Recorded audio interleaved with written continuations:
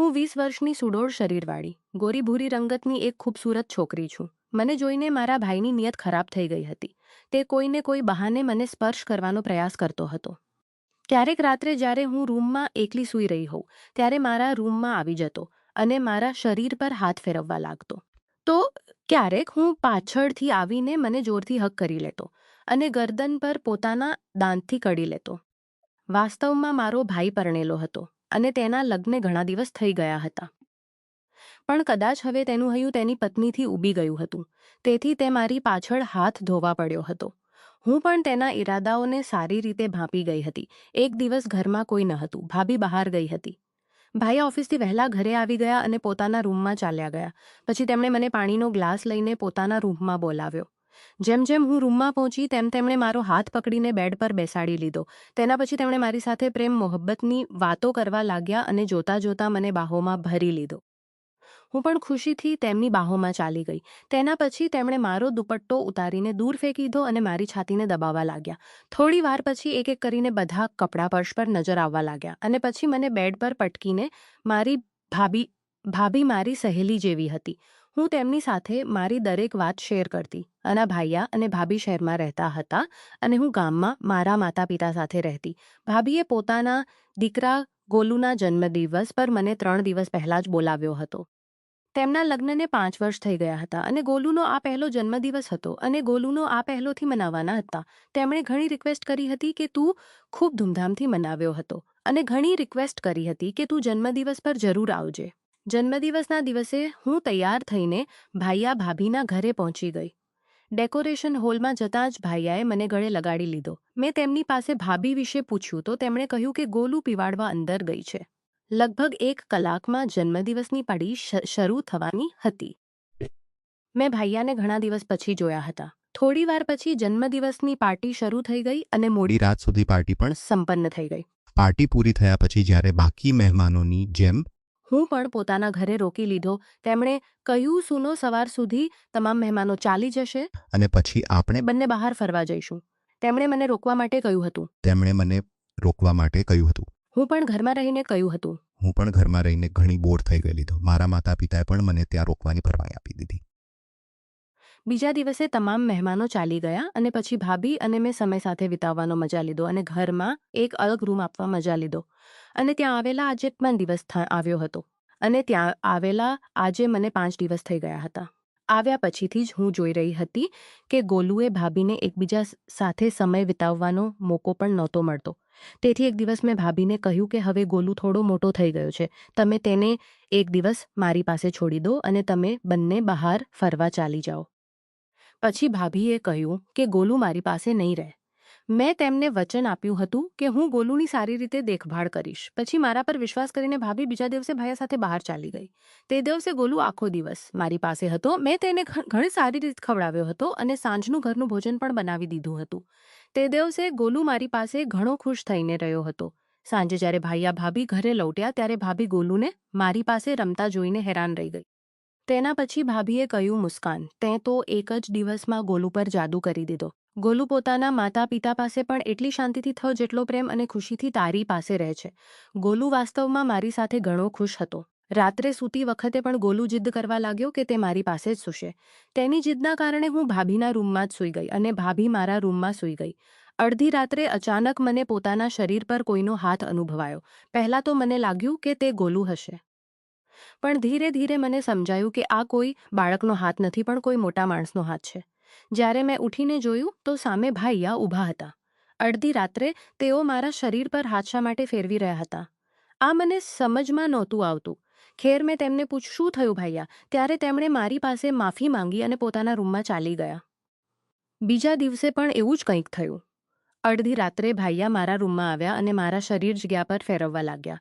આજે તો તેમણે સ્પર્શ એવી જ ગઈ અને હું પાણી થઈ ગઈ. તેમના આ વર્તનના કારણે હું તેમના રૂમમાંથી બહાર નીકળી ગઈ. ભાભી ઊંડી ઊંઘમાં હતી, તેથી તેના ભાઈયાની હરકત સમજમાં જ આવતી. જેમ જેમ હું તેમના રૂમમાંથી બહાર આવી તેમ તેમ ભાઈયા પણ મારી પાછળ આવી ગયા. મેં તેમને કંઈક કહેવાનો પ્રયાસ કર્યો ત્યારે તેમણે સમસોરી મુસ્કાન. ત્યારે તેમણે કહ્યું, સોરી મુસ્કાન. મેં તને મહક સમજી લી હતી, તેથી મેં તેમને માફ કરી દીધા અને પછીથી પોતાના રૂમમાં સૂવા ચાલી ગઈ. કેટલાક દિવસ વીતી ગયા અને ગોલુ મારી સાથે ઘણો ઘુલમિલી ગયો હતો. એક દિવસ સવારે નાસ્તાના સમયે મેં ભાભીને કહ્યું, ભાભી હવે મારે ઘરે જવું જોઈએ. પછી ભાભીએ કહ્યું, મુસ્કાન પ્લીઝ મારા માટે કેટલાક દિવસ વધુ રોકાઈ જાને. મારે 1 મહિનાનો કુકિંગ કોર્સ જોઈન કરવાનો છે અને હવે ગોલુ પણ તારી સાથે સારો ઘુલમિલી ગયો છે. તેથી હું તને કહી રહી છું કે તું તેની દેખભાળ કરી શકે છે. જો તું એવું કરે તો હું નિશ્ચિંત થઈને પોતાનો કોર્સ પૂરો કરી લઈશ. મહક છેલ્લા 3-4 મહિનાથી હું આ કોર્સ કરવા માંગતી હતી, પણ ગોલુ કોઈની પાસે પણ નહોતો રહેતો. હવે જ્યારે તું અહીં છે તો હું પોતાનો કોર્સ આરામથી પૂરો કરી શકું છું. માત્ર કેટલાક દિવસની વાત છે. બપોરે 2 કલાકનો મારો ક્લાસ હશે અને બાકીનો સમય પછી હું ઘરે જ રહીશ. ભાભી મારી પાસે વિનંતી કરવા લાગી. ત્યારે ભાઈયાએ પણ કહ્યું, મુસ્કાન તું મહકને પોતાની દોસ્ત કહે છે ને, તો પોતાની દોસ્તી માટે આટલું પણ નથી કરી શકતી. શું તું પોતાની ભાભી માટે કેટલાક દિવસ વધુ રોકાઈ નથી શકતી? તેમનો આગ્રહ વધતો જતો હતો, તેથી મેં ત્યાં રોકાવાનો નિર્ણય લીધો. પછી ભાઈયા ઓફિસ માટે નીકળી ગયા. તેમના જતાં જ ભાભીએ મને ગળે લગાડી લીધો અને તેમણે મને થેન્ક્સ કહ્યું કે તારા સહયોગથી હું પોતાનો કોર્સ પૂરો કરી શકીશ. આ કોર્સ માત્ર કેટલાક દિવસનો છે. એકવાર જ્યારે હું કુકિંગ શીખી જઈશ તો ધીરે ધીરે પોતાનો નાનો વ્યવસાય ઊભો કરી લઈશ. ભાભીની ખુશી જોઈને હું પણ ખુશ હતી. એક દિવસ બપોરે ભાભી પોતાના ક્લાસ માટે ગઈ હતી અને ગોલુ તે સમયે મારી પાસે હતો. અચાનક તે રડવા લાગ્યો. મને લાગ્યું કે ગોલુને ભૂખ લાગી હશે, તેથી મેં તેને દૂધ પીવાડવાનું વિચાર્યું અને દૂધ લેવા માટે હું રસોડામાં આવી ગઈ. દૂધ ગરમ થઈ રહ્યું હતું અને હું રસોડામાં ઊભી હતી. હું રસોડામાં ઊભી હતી અને તેમણે મને પાછળથી આવીને જોરથી હગ કરી લીધો અને આગલી જ પળે તેમણે મારી ગરદન પર જોરથી કરલી થયો, જેના કારણે મારી જોરથી ચીસ નીકળી ગઈ. હું ગુસ્સામાં જ્યારે પાછળ વળી ત્યારે ભાઈયા મારાથી દૂર થઈ ગયા હતા. મને જોઈને તેઓ બોલ્યા, મુસ્કાન તું મને લાગી કે તું મહક છે. તે મહકના કપડાં પહેર્યા છે, તેથી મારી ગલતફહેમી થઈ ગઈ હતી. પછી મેં કહ્યું કોઈ વાત નથી અને હું ગોલુની દૂધની બોટલ લઈને રૂમમાં ચાલી ગઈ. થોડીવાર પછી ભાઈયા મારી ગરદન પર લગાવવા માટે બરફ લઈને પોતાના રૂમમાં આવ્યા. થોડી વાર પછી મારા કારણે ઈજા થઈ છે. મને સારું નથી લાગતું. મારી ભૂલની સજા મને મળવી જોઈએ. એમ કહેતા તેઓ પોતાના હાથથી મારી ગરદન પર બરફ મળવા લાગ્યા. તેમની નજરો મને કંઈક ઠીક નહોતી લાગતી. ત્યારે મેં કહ્યું, ભાઈયા તમારી મદદ માટે ધન્યવાદ. હવે મને સારું લાગી રહ્યું છે. હવે રહેવા દો. પછી મેં હમણાં જ થોડા કલાક પહેલા ઓફિસ ગયા હતા. આજે આટલી વહેલા ઘરે કેવી રીતે આવી ગયા?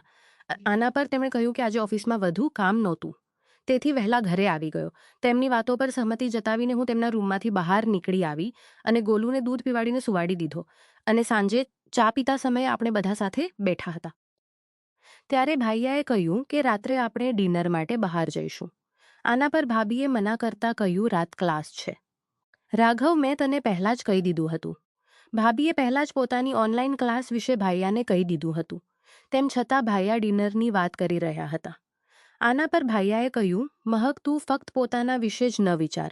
જો તું ડિનર પર નહીં જઈ શકે તો હું મુસ્કાનને બહાર લઈ જઈશ. તે છેલ્લા કેટલાક દિવસથી આપણા માટે ઘણું કંઈ કરી રહી છે. આ આવ્યા પછીથી ઘરમાં જ છે. મુસ્કાનને પણ ક્યારેક બહાર જવું જોઈએ. ભાઈયાએ પોતાની મીઠી વાતોમાં ભાભીને એટલી હદે ફસાવી લીધી હતી કે ભાભીને તેમની દરેક વાત સાચી લાગવા લાગી. પછી ભાભીએ કહ્યું, મુસ્કાન તારા ભાઈયા સાચું કહે છે. તું ઘરમાં બોર થઈ ગઈ હશે. તું ખરેખર આપણી ડિનર પર જરૂર ચાલી જજે. સાંજે તું પોતાના ભાઈ સાથે ડિનર પર જરૂર ચાલી જજે. સાંજે ભાઈયા મારા રૂમમાં એક 1 પીસ ડ્રેસ લઈને આવ્યા. આ ડ્રેસ મહકે તારા માટે ડ્રેસ પહેરી લેજે. આ ડ્રેસ મહકે તારા માટે મોકલ્યો છે. ભાઈયાની વાતોમાં મને શંકા થઈ. મને લાગ્યું કે ભાભીના નામે તેમણે પોતાની પસંદનો ડ્રેસ મારા માટે લાવીને આપ્યો છે. તેના પછી ડિનરનો સમય થઈ ગયો, તેથી મેં તે ડ્રેસ લીધો અને તૈયાર થઈ ગઈ. જ્યારે હું તૈયાર થઈને બહાર આવી ત્યારે ભાભીએ કહ્યું, અરે વાહ, તું તો પોતાના ભાઈ સાથે ડિનર પર જવા માટે ઘણી ઉત્સુક લાગે છે. ભાભીની વાતોથી લાગ્યું કે કદાચ આ ડ્રેસ તેમણે નહોતો મોકલ્યો. હું તેમની વાતો બોલ્યા, મહક તારી ઓનલાઈન ક્લાસનો સમય થઈ ગયો છે. હવે આપણે પણ નીકળીએ. રાત્રે હું ભાઈયા સાથે ડિનર માટે નીકળી પડી. ભાઈયાએ મને પરિવારના લોકો ઓછા અને જોડા વધુ દેખાઈ રહ્યા હતા. ત્યાંનું વાતાવરણ પણ ઘણું રોમેન્ટિક હતું. પણ હું પોતાના પ્રેમી સાથે નહીં પણ પોતાના ભાઈ સાથે ડિનર પર આવી હતી. પછી વાતાવરણ જેવું પણ હોય, મારે શું કરવાનું હતું? ભાઈયાએ મારા ગળામાં હાથ નાખીને હોટેલમાં પ્રવેશ કર્યો ગઈ. ભાઈએ મારા ગળામાં હાથ નાખીને હોટેલમાં પ્રવેશ કર્યો હતો. ડિનર કરતી વખતે પણ તેઓ વારંવાર મારી ખુલ્લી વાર તેમનાથી ખસતી તેટલી વાર તેઓ પણ મારી પાસે આવી જતા. જલ્દી ડિનર પૂરું કરીને આપણે ઘરે આવી ગયા. પછી રાત્રે મેં ભાભીના રૂમમાં સૂવા માટે ના પાડી દીધી. તે રાત્રે મને એવું લાગ્યું કે મારા કારણે ભાભી અને ભાઈચાને એકબીજા સાથે સમય વિતાવવાનો મોકો જ નથી મળતો. રાત્રે મેં ભાભીની સામે ભાઈયાને કહ્યું, આજે તમે પોતાના રૂમમાં સૂઈ જાઓ. મારા કારણે તમારા બંને વચ્ચે અંતર ન થવું જોઈએ. આના પર ભાઈયાએ કહ્યું, આપણને સૂવાની કોઈ જરૂર નથી. એટલું કહીને તેઓ બીજા રૂમમાં ચાલી ગયા. ભાઈયાનું વર્તન અને વાતો એ વાત કહી રહી હતી કે તેમને પોતાની પત્નીમાં કોઈ રસ નથી. ભાઈયાના જતા પછી હું ભાભીના રૂમમાં ગઈ. ભાભીનો ચહેરો ઉદાસ દેખાઈ રહ્યો હતો. અને ભાઈયા વચ્ચે બધું ઠીક છે. ભાઈયા તને પહેલા જેવો પ્રેમ કરે ઠીક છે? આના તેમ પૂછ્યું. ભાભી, તારા અને ભાઈયા વચ્ચે હા બધું ઠીક છે. ડિલિવરી પછી મારી સેવા ઘણી બગડી ગઈ છે અને વજન પણ વધી ગયું છે. ત્યારથી તારા ભાઈયા મારાથી થોડા દૂર રહેવા લાગ્યા છે. ત્યારથી તારા ભાઈયા અને તેમના માટે પણ દુબળી થઈ જઈશ. પછી તેમણે મારી પાસે પૂછ્યું, તે હજુ સુધી લગ્ન શા માટે નથી કર્યા? તારી ઉંમર હવે 20 વર્ષની થઈ ગઈ છે. હવે તારે લગ્ન કરી લેવા જોઈએ. આના પર મેં કહ્યું, મારે મંગળ દોષ છે. માતા પિતા કહે છે કે મંગળ દોષવાળી છોકરીનું લગ્ન મંગળ દોષવાળા છોકરા સાથે જ થવું જોઈએ. હું 20 વર્ષની થઈ ગઈ છું, પણ હજુ સુધી મને મારો પરફેક્ટ જીવનસાથી મળ્યો નથી. તેથી હું હજુ સિંગલ છું. પછી ભાભીએ કહ્યું, તારા જેવી ખૂબસૂરત અને સુડોળવાળી છોકરી પર કોઈ પણ આદમીની ખરાબ નજર પડી શકે છે.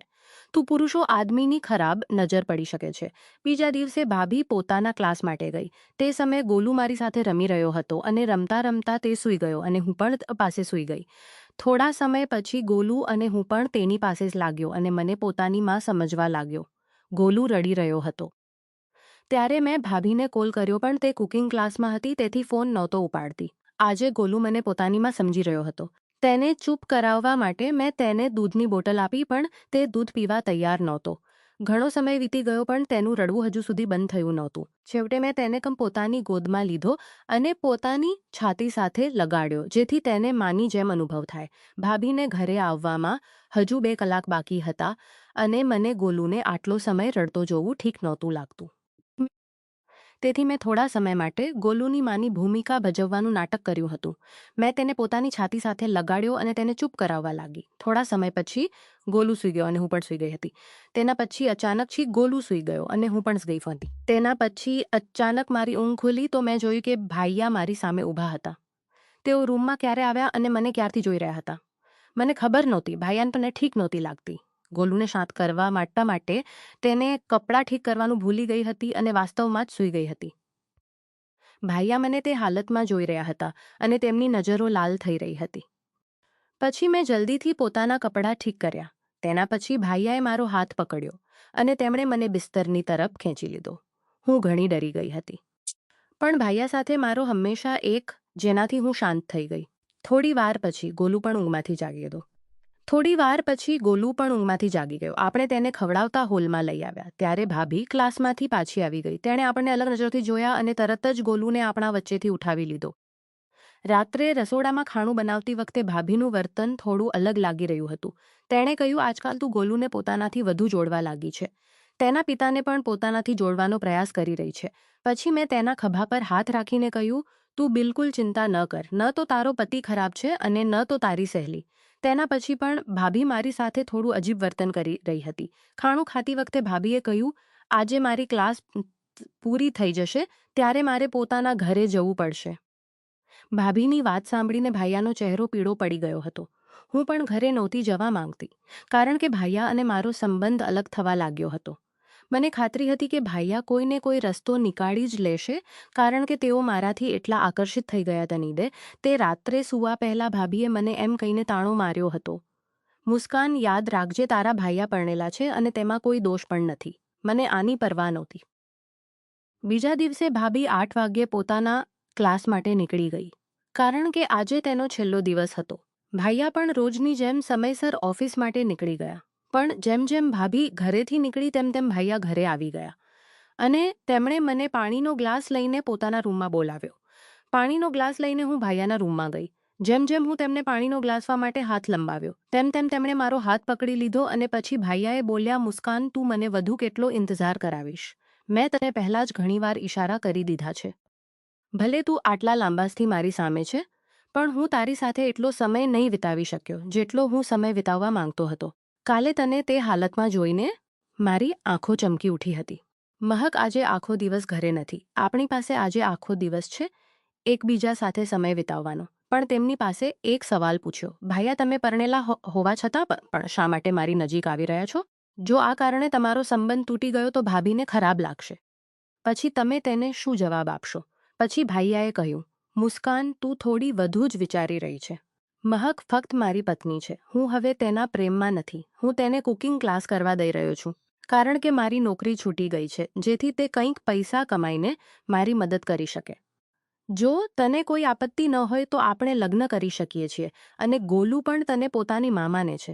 પછી ભાઈયાએ હસતા હસતા મને પોતાની બાહોમાં લઈ લીધો અને પછી હું પણ પ્રેમથી તેમની બાહોમાં ચાલી ગઈ. ભાઈયાએ મારો દુપટ્ટો ફેંકી દીધો અને મારી છાતીને દબાવવા લાગ્યા. ત્યારે અચાનક આપણા રૂમનો દરવાજો ખુલ્યો. આપણી સામે ઊભી હતી. તેણે મને ભાઈયાની બાહોમાં જોઈને ચોંકી ગઈ. જેમ જેમ ભાઈયાની બાહોમાં જોઈને જ પડી, તેમ જેમ મારી નજર ભાભી પર પડી, તેમ જેમ મારીને પોતાનાથી દૂર કરી દીધો અને ભાભી પાસે આવીને ઊભી થઈ ગઈ. જ્યારે હું પોતાની ખયુમકતું મુસ્કાનને તેના ઘરે આવ્યો હતો ત્યારે મુસ્કાને મોકો મેળવીને મને ગળે લગાડી લીધો હતો. ભાઈયા મારા વિશે ખરાબ વાતો ફેલાવી રહ્યા હતા. તેમણે ભાભીને કહ્યું હતું કે હું તેમની સાથે સંબંધ બનાવવા માંગતી હતી. પછી તેના પછી ભાભી મને ગુસ્સાથી જોવા લાગી. તેના પછી ભાભીએ વળીને ભાઈયાને એક જોરદાર થપ્પડ મારી અને બોલી, મેં બધું સાંભળી લીધું છે. નીચ આદમી જ્યારથી મુસ્કાન પાણીનો ગ્લાસ લઈને આ રૂમમાં આવી હતી ત્યારથી હું ફોન પર બધું સાંભળી રહી હતી. કાલે રાત્રે મુસ્કાને મને તારી સાચ્ચાઈ કહી દીધી હતી. મેં અજાણતામાં મુસ્કાન પર રાણી ચૂકી છું કે તું મુસ્કાનના અહીં રોકાવા પર શા માટે જોર આપી રહ્યો હતો. કાલે રાત્રે તેણે તારા અસલી રૂપને લાવવા માટે તારી સાથે નાટક કર્યું હતું. તે તેની સાથે જબરદસ્તી કરવાનો પ્રયાસ કર્યો હતો. હું સમજી ગઈ છું કે તે ઓફિસમાં પણ કોઈ મહિલા કર્મચારી સાથે છેડછાડ કરી હશે. તેથી તારી નોકરી ચાલી ગઈ છે. હવે સમજમાં આવ્યું છે કે તું દર મહિને નોકરી શા માટે બદલતો રહે છે. છેલ્લા સ્ટ્રીટ ડી નોકરી બદલતો રહે છે. છેલ્લા 6 વર્ષથી તું મને બેવકૂફ બનાવતો હતી અને તું બહાર છોકરીઓ પર પૈસા ઉડાવતો રહ્યો હતો. મુસ્કાને મને તે અતરંગી સંદેશ પણ આગે બઢ્યા હતા. હું ભાભીની સામે ભાઈયાનું અસલી રૂપ લાવવા માંગતી હતી અને હવે તેનું તે રૂપ સામે આવી પણ ગયું છે. વરના હું બહારની છોકરીઓની પાછળ ભાગવામાં લાગેલો હતો. તેણે ક્યારે પોતાની પત્નીને યોગ્ય રીતે જોઈ જ નહીં. મુસ્કાન, તે સમયસર મારી આંખો ખોલી દીધી છે. તારા કારણે હું પોતાના કુકિંગના સપનાને પૂરું કરી શકી છું. હવે હું જલ્દી જ પોતાનો નાનો વ્યવસાય શરૂ કરનાર છું. હું પોતાના પગ પર ઊભી થઈને પોતાના બાળકનું પાલન પોષણ કરીશ. મારા જીવનમાં ધમકી આપનારા લોકોની જરૂર નથી. પછી ભાભીએ મારો આભારમાંથી બહાર નીકળવામાં તેની ઘણી મદદ કરી છે. હવે ભાભી ફક્ત એકમાં છે અને તરતરના કેયા કમાઈ રહી છે. તે પોતાનું અને પોતાના દીકરાનું સારી રીતે ભરણ પોષણ કરી રહી છે. ભાભી આજે એક સ્વતંત્ર મહિલા તરીકે જીવી રહી છે અને હું પણ પોતાની ભાભી સાથે ઘણી ખુશ છું. આ વાતથી એવું શીખવા મળે છે કે સાચા મિત્રોની મદદ અને હિંમતથી આપણે ખરાબ રિલેશનશિપ અને વિશ્વાસઘાતમાંથી બહાર આવી શકીએ છીએ અને એક સ્ત્રી પોતાના પગ પર ઊભી રહીને પોતાનું અને પોતાના બાળકનું સારું જીવન જીવી શકે છે.